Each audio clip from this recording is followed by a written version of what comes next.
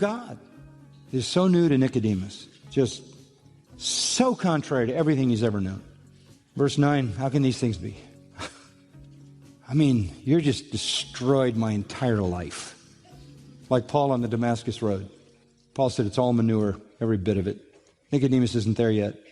What can he do? Well, he can't do anything. Can't do anything. You say, well, what happened to him? He disappears in verse 10. For the moment, he disappears. He disappears with a question he's never had in his entire life in his mind. What do I do?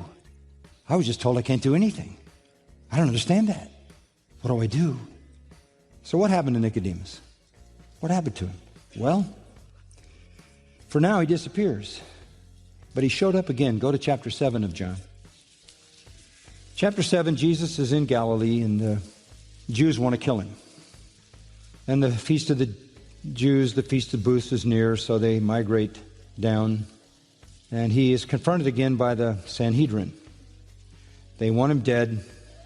He's preaching and teaching in the temple, according to verse 28. And people are listening, and wow, they're saying all kinds of things. Some think he's the Messiah. Some think he's the prophet, down in verse 40. This is the prophet. This is the Messiah. And there's a division, according to verse 43. Well, the rulers want him dead. So they get some temple guards to go seize him and arrest him so they can kill him. But they wanted to seize him, but no one laid hands on him. When they got there, they couldn't lay their hands on him.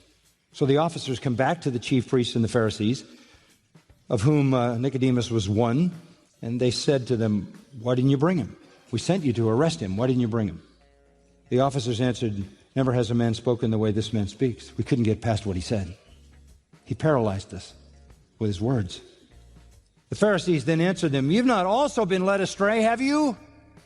No one of the rulers or Pharisees has believed in him, has he?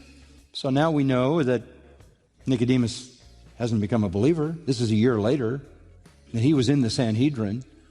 But verse 50, Nicodemus steps up.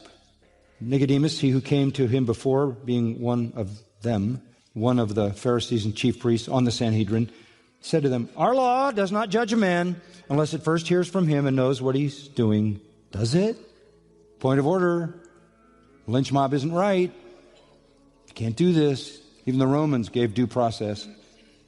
That's a bold step to take.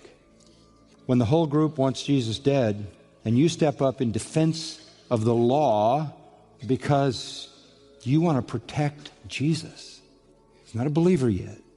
The people in leadership looked at Nicodemus, the teacher in Israel. Oh, you're not also from Galilee, are you? Mockery, sarcasm. Search and see that no prophet arises out of Galilee. They rebuke with sarcasm and mockery this, their most illustrious teacher. He served notice that he's leaning toward Jesus. And they mock him. They mock the one they had revered and elevated. This is, by the way, actually 2 years after the meeting at night. 2 years have passed. So there's only 1 year left until the death of Christ. Let's go to chapter 19. So 2 years later, Nicodemus is still a Pharisee, still on the Sanhedrin, but he steps up in a point of order in favor of Jesus. Come to chapter 19.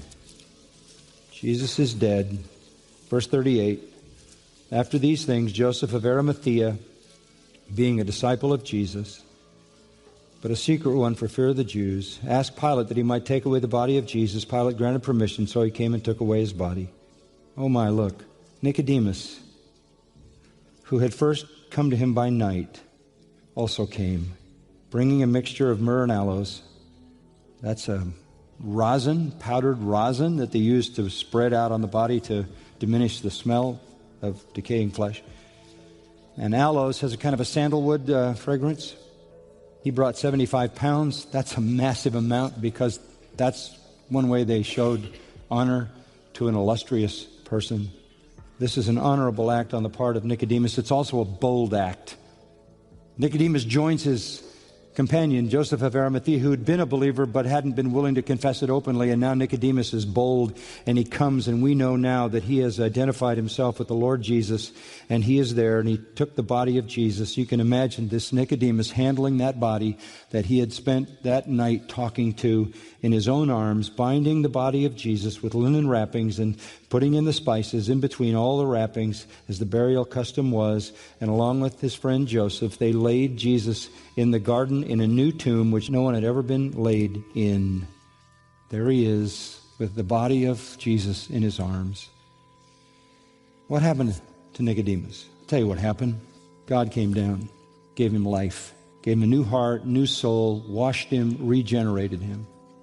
What about the rest of the story? Well, the rest of the story, you mean? Tradition says that he was the only person who stood up at Jesus' trial before Pilate and defended Jesus. Tradition says he was baptized by Peter and John.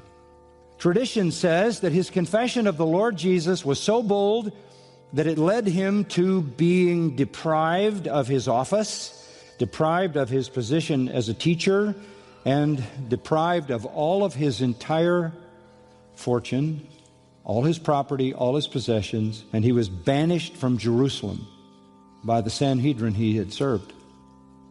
He was reduced, living outside the city, and his family left inside the city to abject poverty.